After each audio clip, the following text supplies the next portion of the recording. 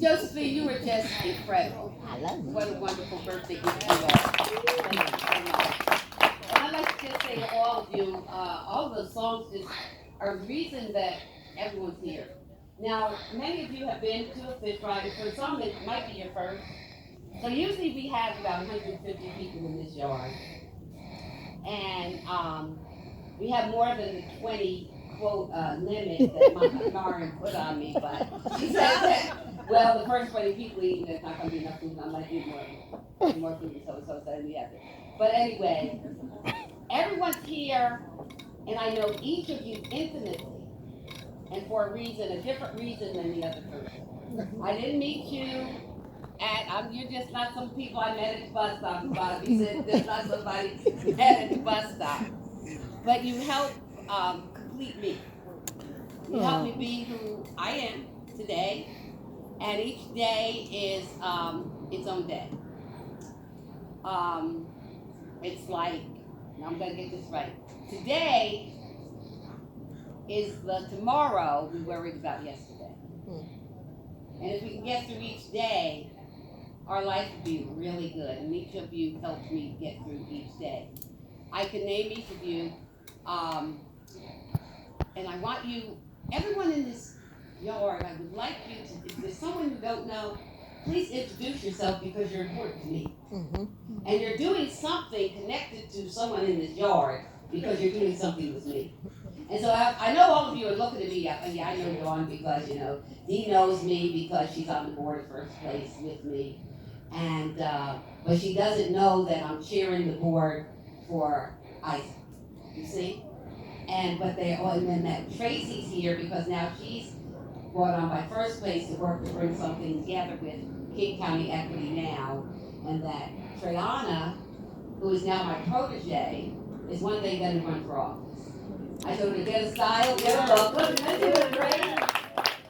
I couldn't find that person that could I don't want her to be me, but had that energy. And that wanted it, that had something in their gut. And her gut is different than my gut was, but she's going to be great. Yes. And everybody in this yard today is going to help her become great. Yes, she is. And then Faiz and Najma over there, I knew them when they wiggled out of the womb. Imagine, their mother is my very, very dearest and best friend. She helped me leave my first husband. I found we escaped Chicago. Yes. And her mother helped me. It was like a story in it. I have a lot of stories. And where is she? Oh, she just walked in. Isn't that? And that's energy. Alia, look over this way. Where is she? She's over there. Yeah. I was just saying that you're the one who helped me leave my first husband. She can't see me. Here I am. Hi, honey. We've been friends for 50-some years. She knows me. Some people in this yard know me in a place and a time, and love me in a place and a time. Where there is no place, they just know me, and I know that. And then other people have just known me in all my iterations, and I have some. And so, yes, we do. And then we have Tracy over here, who's my angel. I wrote that story, which is about a 6-page story I wrote. It's beautiful. Tracy is an angel. I'm just going to give you a hint. Tracy walked in my house with a suitcase. I didn't know who she was.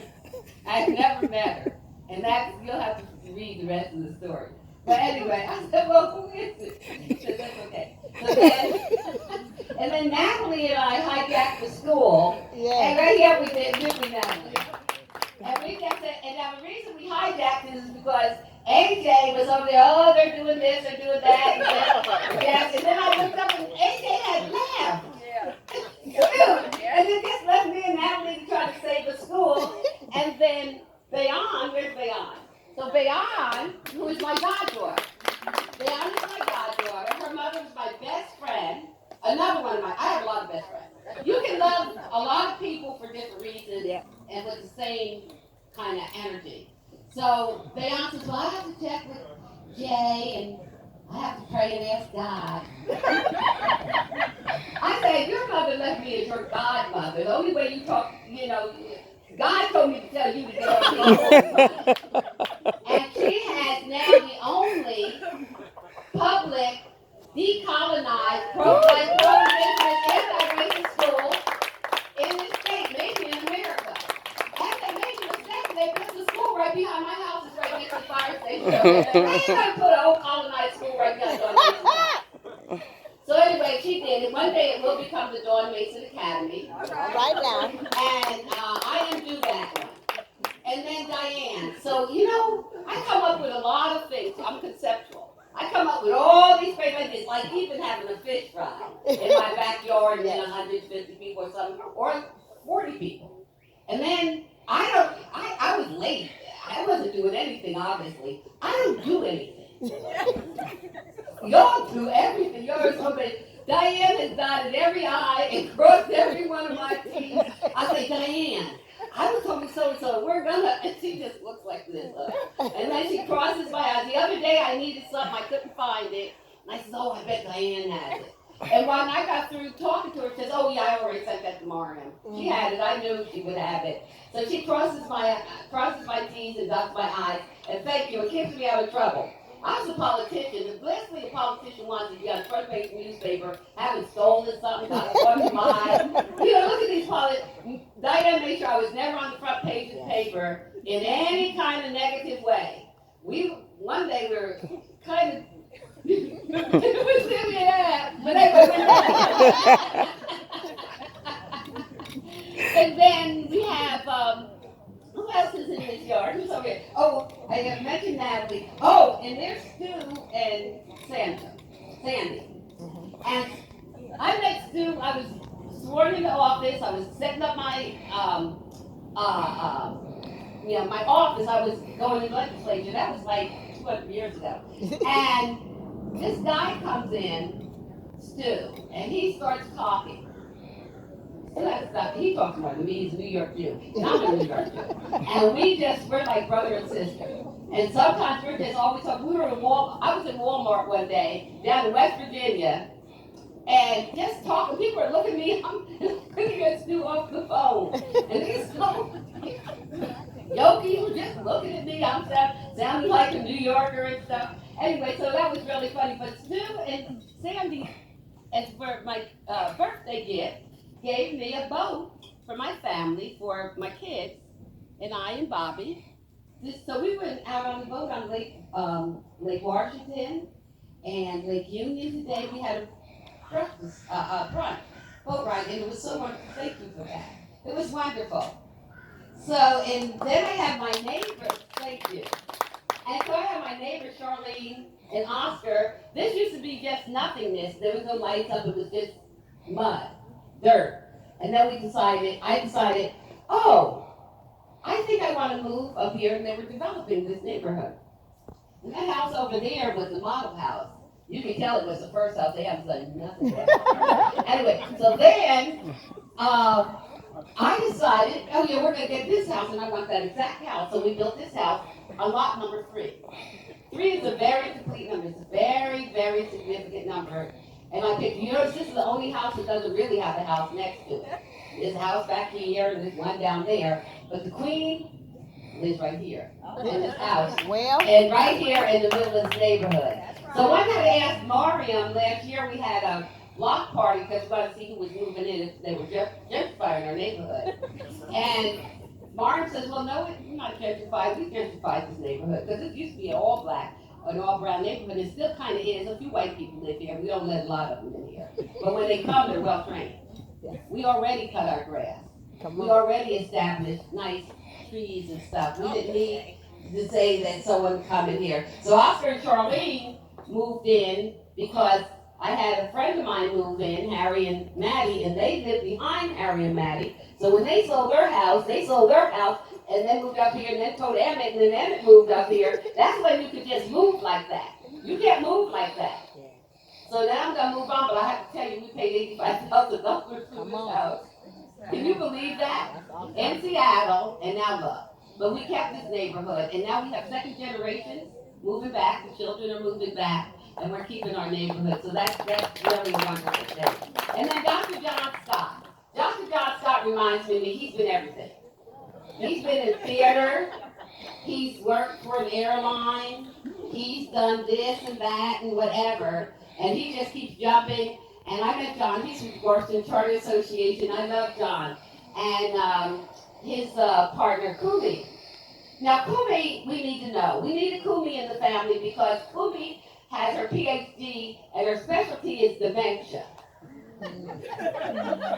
Now, what better to have someone in your family that's a specialist in dementia? And I turned 76 today. Woohoo! And she told me I'll never get dementia. Isn't that sweet? Because when she met me, I already had. And then who else do we have over here?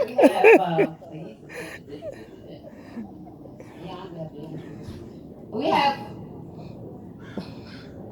we have Mizan. We have Mizan over here and Eric. So I met Eric first. I ain't crazy about white people. There's 2 white people in this room. And Eric and I started talking. We were at a birthday party for the kids, for Miles and Nayela. And we're just hanging out in the lobby, just talking. I said, I like this guy, you know. Now I heard about Mizan, and I knew Nayela. I didn't know that he was, Mizan's husband and Nayela's father. But him and I, look at him grinning at me. He just loved me. I love Eric. So Eric had just worked his way into the family so well. And Mizan just kind of runs his life. He is smart enough to do what this black woman tells him to do. He is so smart. He knows white folks are on their way out. He says, hey, I'm staying. He went and found himself a sister. And so Mizan is over there in first place, helping us grow first place, working. And then we have, who else do we have? Fran, who is Dee's mother. Remember I said it's multi-generation. And so if we have each generation coming along, and the reason that the next generation comes along is the former generation, they have to sit in those meetings. And so they know how to do it. They just have to sit in those meetings and go on and on and on. And then we have Pat. She's the other white one. Now, I nicknamed her Petita. So her name's Petita. I call her Petita because she needs one of the black names. And she's another one. She used to actually run the fish fry. I said, okay, we're going to have fish fry. She has a whole file. She has all these details. I don't do details. Pat does all these details, and okay, you have to do this, and buy this, and this, and this, and this. And then she helped me with all my campaigns. We've been friends for 30 years. About 30 years. We talk, about 5 times a week, something like that. And so she's very important to me. She's part of this family. And she's white. And she's white. And she knows it. Yeah. But she's the one, she'll call me and say, oh, did you see this? She knows that she knows black Twitter better than I do. I've been saying, I never even heard of that. She knows me knowing all this stuff. So I think but she's not trying to act black. She's very white, she's Irish. So anyway, so she's really good. And then there's, raise your hand if I didn't kind of call on your family or mention you in some way. Who are you pointing to? Oh, yeah. And so here's Isaac and Mara. Now I just met Mara, but Isaac and I are in love. So if Bobby doesn't do me right, then me and Isaac, my 33-year-old with his Harvard law degree, we just gonna go do it. And then Mara, then you can have Bobby. If he doesn't do me right, okay. So anyway, because we're just all family. And then I say it seriously because all families have a matriarch. And sitting over there is Dr. Maxine Mims.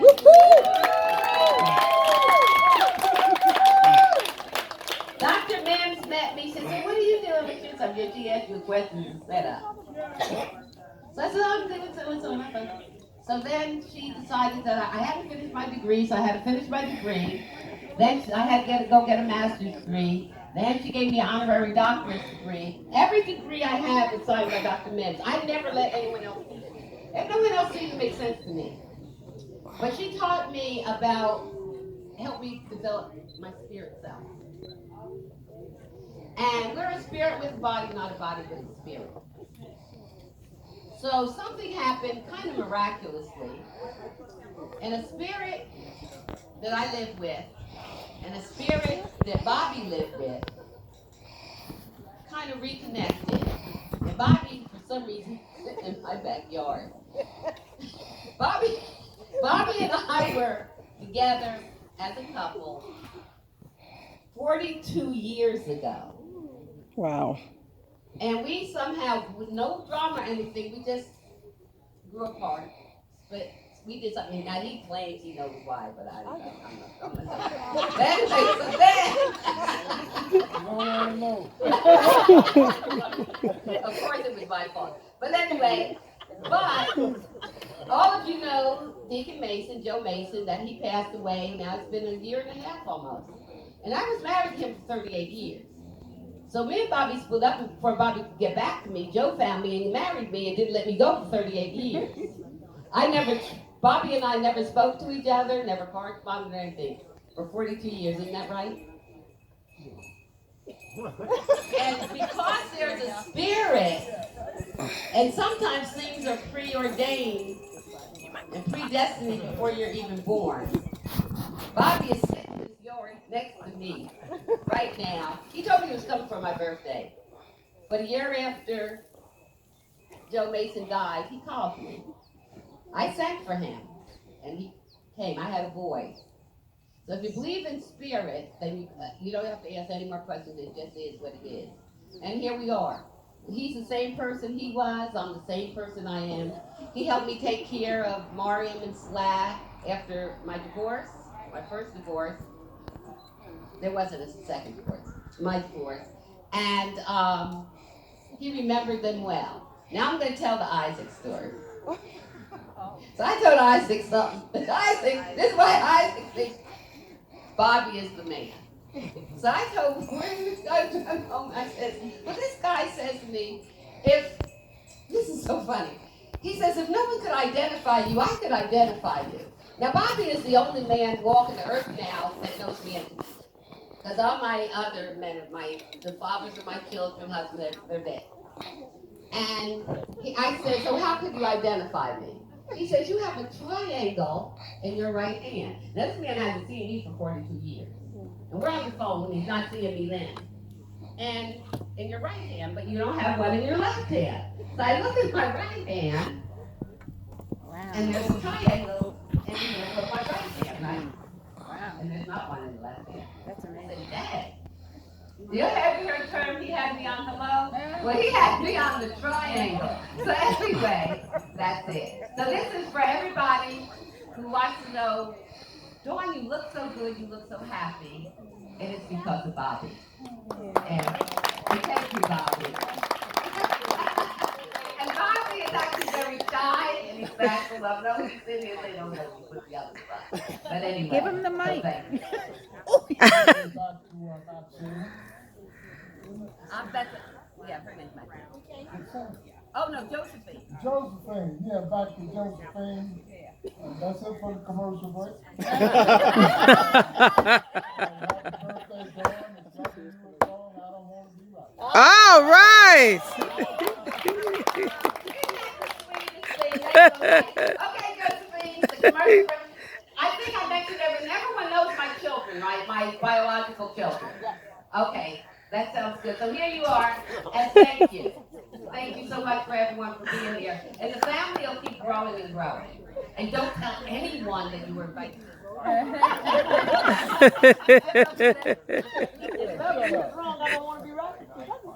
That's the song. The next song, people, here. Come get your sister, please.